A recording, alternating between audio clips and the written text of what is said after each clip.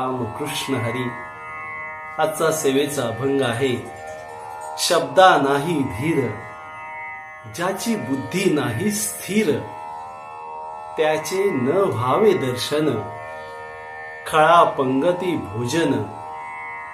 संतांसी जो निंदी, अधम लोभासाठी वंदी. तुका म्हणे पोटी, भाव आणिक जया उठी.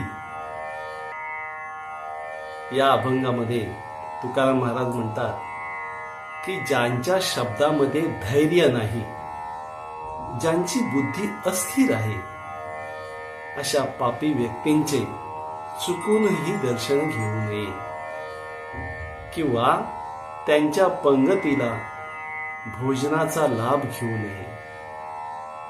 जो दुर्जन संतांची निंदा करतो व द्रव्य लाभासाठी